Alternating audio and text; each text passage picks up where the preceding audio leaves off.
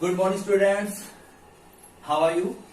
Last topic में हमने पढ़ा था प्रिंट कल्चर के अंदर कि किस प्रकार से जो बुक्स थी उन्होंने हमें साइंस का ज्ञान दिया, विज्ञान का ज्ञान दिया। लोगों ने बुक्स को पढ़ा, उस बुक्स को पढ़ने के बाद लोगों को पता चला कि साइंस क्या होती है, विज्ञान क्या होता है। बहुत सारे ऐसे नोट्स भी मिले जिससे कि समाज का रूप धीरे धीरे बदलता गया। आज हम पढ़ेंगे प्रिंट कल्चर मॉडर्न वर्ल्ड के नेक्स्ट टॉपिक को, जिसका नाम है मिड 18th सेंचुरी के बारे में। 18वीं शताब्दी के मध्य में क्या हुआ उसके बारे में आज हम यहाँ पे चर्चा करेंगे। People believed that books could change the world society. लोगों का मानना था कि बुक्स पढ़ने के बाद, किताबें पढ़ने के बाद जो उनका समाज है, जो सोसाइटी है, उसको वो चेंज कर पाएंगे। कैसे चेंज कर पाएंगे? अगर आपको किसी चीज का ज्ञान हो जाए, किसी के बारे में आपको कुछ नॉलेज हो जाए, तो आपको ये पता चल जाएगा कि इसमें चेंजेस कैसे किया जाए, इसको बदला कैसे जाए। ठीक इसी तरह प्रकार से लोगों को अब विश्वास हो गया था उन किताबों के ऊपर, क्योंकि किताबें पढ़ने के बाद ही लोगों ने क्या किया था, नए नए विचारधाराएं जो थी लोगों के सामने आई। लोगों ने सोसाइटी को चेंज करना शुरू कर दिया और लोगों का पूरी तरह से किताबों पर विश्वास हो गया कि किताबें पढ़ने के बाद जो सोसाइटी है वो चेंज हो सकती है। Books would liberate us for the society where there is the despotism and tyranny। लोगों को अब बुक्स के द्वारा ही क्या हो गया था, आजादी मिलनी शुरू हो गई थी। किस कैसे? डेपोटिज्म का मतलब होता है तानाशाही। पहले राजा जो था वो तानाशाह होता था, लोगों पे जो रूल रेगुलेशन थे वो थोप देता था और लोग उसे मान लेते थे। लेकिन वो रूल सही थे या गलत थे इसके बारे में लोगों को कुछ नहीं पता था। लेकिन जैसे जैसे उन्होंने किताबें पढ़नी शुरू करी, उनका क्या हुआ कि वो जागरूक हो गए इस चीज को लेकर, वो अवेयर हो गए इस चीज को लेकर। तो अब उन्होंने क्या किया, डेपोटिज्म और जो उसके बाद था ट्रेनी। ट्रेनी का मतलब होता है डेपोटिज्म के साथ साथ उस रूल रेगुलेशन का गलत तरीके से इस्तेमाल किया जाता। मतलब जो राजा था वो एक तो डिक्टेटरशिप चलाता था, गलत रूल जो थे वो पब्लिक पे थोपता था और लोगों को मानना पड़ता था। लेकिन लोगों ने अब किताबें पढ़ना शुरू कर दी थी, जिसके अंदर मैंने हम पहले ही बात कर चुके हैं कि बहुत सारे फिलोसफर ऐसे थे जो लोगों को समझाते थे कि क्या गलत है और क्या ठीक है। तो लोगों ने क्या किया, अब सोसाइटी को आजादी दिलाना शुरू कर दिया। किसके थ्रू? बुक्स के थ्रू, बुक्स से मिलने वाले नॉलेज के थ्रू। तो क्या हुआ, डेपोटिज्म और ट्रेनी का समाप्त होना शुरू हो गया, ये मिटना शुरू हो गया। लोग क्या थे, सोसाइटी जो थी वो क्या हो गई, अब आजाद हो गई। Louis substance this printing press is the most powerful engine of the progress. The public opinion is the force that will shape capitalism. Louis सबस्टेन का मानना था, उन्होंने लिखा कि जो प्रिंटिंग प्रेस जो है वो मोस्ट पावरफुल इंजन है। मतलब प्रिंटिंग प्रेस जो है, छपाई जो है, एक पावरफुल इंजन है। इंजन लाइक जैसे ट्रेन का इंजन होता है, उसके पीछे बहुत सारे डिब्बे होते हैं, वो से मीलों दूर ले जाता था अपनी पावर के थ्रू। ठीक इसी प्रकार जो प्रिंटिंग प्रेस जो थी वो क्या थी, एक पावरफुल इंजन थी प्रोग्रेस के अंदर, पब्लिक की प्रोग्रेस के अंदर। क्योंकि लोग अपने विचारधाराओं को अब बुक्स के जरिए, लोग अपने विचारों को किताबों के जरिए दूसरों तक पहुंचाते थे। वो विचार किसी प्रकार के हो सकते हैं, अच्छे भी हो सकते हैं, बुरे भी हो सकते हैं। लेकिन अब लोगों को इतनी नॉलेज आ चुकी थी, वो समझ चुके थे कि क्या उन्हें अपनाना है और क्या उन्हें छोड़ना है। तो जो प्रिंटिंग थी वो एक पावरफुल इंजन बन चुकी थी लोगों के ओपिनियन को लेकर, और जिसने क्या किया था, सफाया कर दिया था डेपोटिज्म का। सेल्फ डेपोटिज्म का मतलब होता है अब किसी की तानाशाही समाज में नहीं थी। लोग अपने रूल रेगुलेशन के अनुसार अपने ही समाज में रहना पसंद करते थे, आजादी के साथ पसंद करते थे। राजा का अस्तित्व, और एक ऐसे राजा का अस्तित्व जो कि डिक्टेटरशिप था, वो बिल्कुल पूरी तरह से समाप्त हो चुका था और डेपोटिज्म का सफाया हो गया था ओपिनियन के थ्रू। और ओपिनियन कहां से आए? बुक्स के थ्रू। और बुक्स क्या थी? छपाई के थ्रू सभी। ठीक है, नेक्स्ट टॉपिक है हमारा print culture and French revolution. Print culture जो है फ्रेंच रेवोल्यूशन के अंदर क्या रोल रहा, इसके बारे में पढ़ते हैं।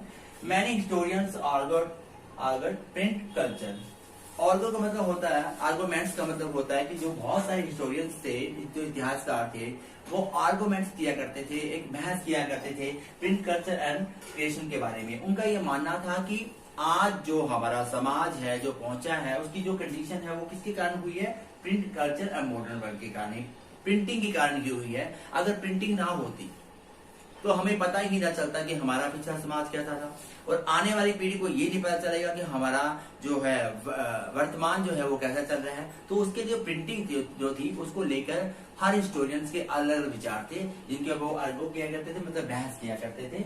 फॉर द फ्रेंच रिवॉल्यूशन उनका मानना था कि लिखित रूप से मिलने के बाद हमें पता चला कि फ्रांस को, जो फ्रेंच रेवोल्यूशन को, उस रेवोल्यूशन की जरूरत क्यों पड़ी, ऐसा क्या हुआ कि रेवोल्यूशन की जरूरत पड़ी। और उसके साथ साथ ये साफ साफ हमें ये बता देता है कि जो प्रिंटिंग प्रेस जो है, जो प्रिंटिंग है, छपाई है, उसने किस प्रकार से फ्रेंच रेवोल्यूशन को जन्म दिया और लोग जो थे फ्रेंच रेवोल्यूशन करने के लिए उतारू हो गए। इसके अंदर क्या हुआ था, प्रिंट कल्चर जो लोगों का जो रूप था, मॉडर्न वर्ल्ड था, उसका समाज का जो रूप था, सोसाइटी का जो रूप था, वो चेंज कर दिया था। Arguments given the prove this point, जो बहस होती थी उन्होंने इस पॉइंट, यहाँ के इन पॉइंट से प्रूव कर देगी कि किस प्रकार से जो विचारधाराएं थी, जो बहस थी, वो समाज के नए रूप को बदल देती थी, समाज के पुराने रूप को नए रूप में बदल देती थी। किस प्रकार से लोगों की जो विचारधारा थी वो बदलती गई, समाज जो था वह अवेयर होता गया। ये सारे पॉइंट्स हम यहाँ पे पढ़ेंगे और आपको क्लियर हो जाएगा साफ साफ। तो the first point, print popularised the idea of thinker attack the church the despotic power. जो लोग जो थे, उनके जो आइडिया जो थे, जो सोच विचार जो थे, थिंकर जो सोच विचार अच्छी रखने वाले थे, उन्होंने क्या किया, सबसे पहले चर्च के उन लोगों पे अटैक करना शुरू कर दिया जो कि चर्च पर अपना आधिपत्य समझते थे। वो समझते थे कि जो नियम उन्होंने बना दिए चर्च का सहारा लेकर लोगों को वो मानने पड़ेंगे, और लोगों को वो मानने ही पड़ते थे, क्योंकि उनके खिलाफ जाने की हिम्मत किसी की होती नहीं थी, क्योंकि लोग अवेयर नहीं थे जो लोग थे।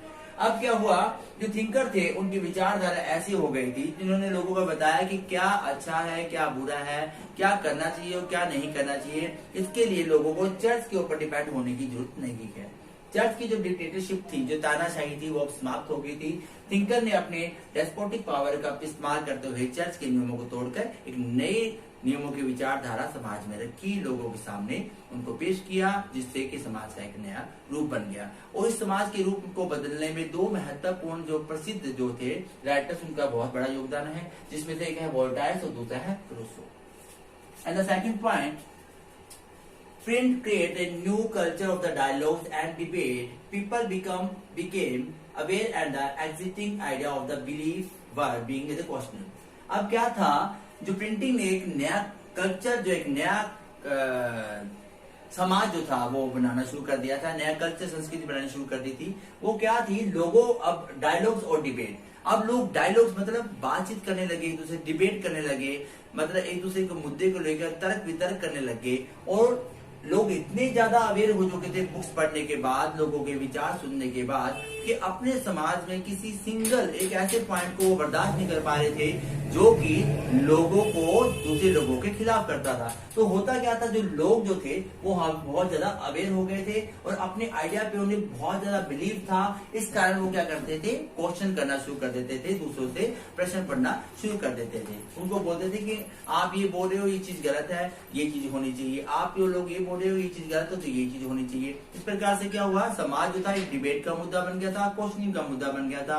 अब जो समाज जो था वो अपने आप को, विचारधारा को आगे ला रहा था, किसी प्रकार से दबने वाले लोगों में से नहीं था। और ये सब कुछ किसके कारण हुआ, प्रिंटिंग के कारण हुआ, प्रेस के कारण हुआ।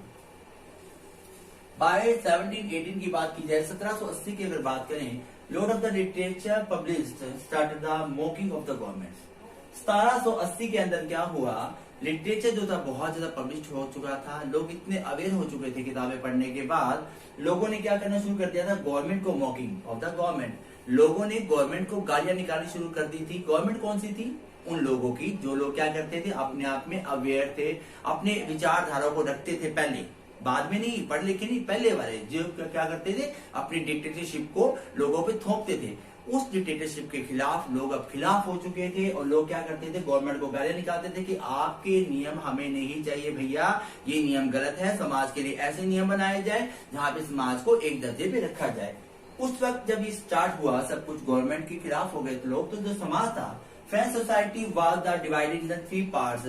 फ्रेंच सोसाइटी जो थी वो 3 पार्ट्स के अंदर डिवाइड हो चुकी थी, 3 हिस्सों में इसको बांट दिया गया था। पहला हिस्सा था क्लर्जी, दूसरा नोबेलिटी और तीसरा कॉमनर।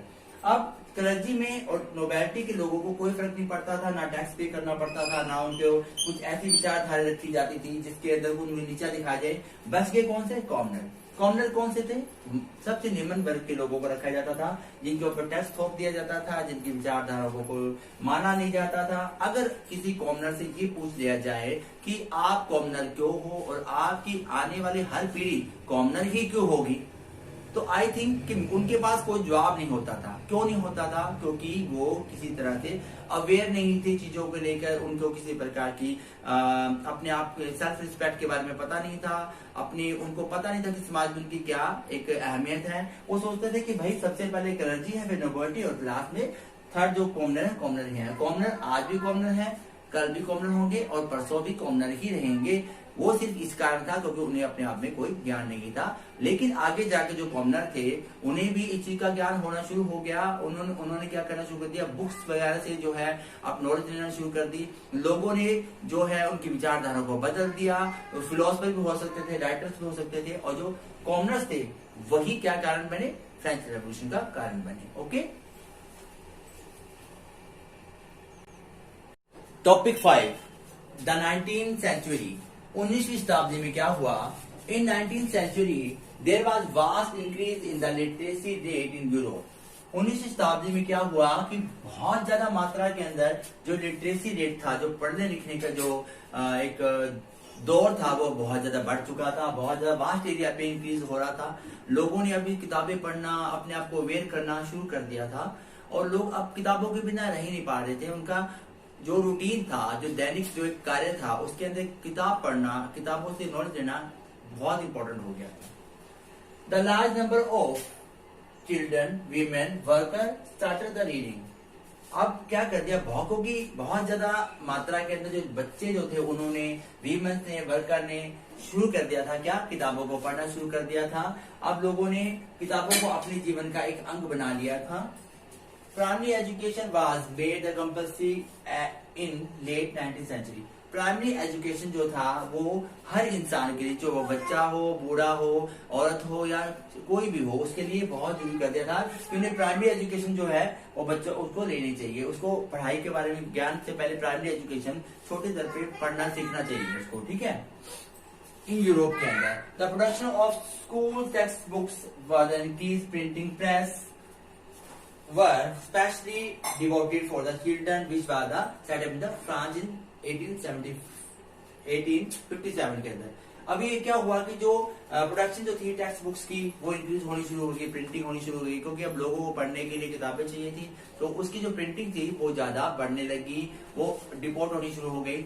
और स्पेशली बच्चों के लिए डिवोट किया गया क्या, एक प्रिंटिंग प्रेस डिवोट किया गया, जहाँ पे प्राइमरी एजुकेशन से जुड़ी हुई किताबें छपती थी।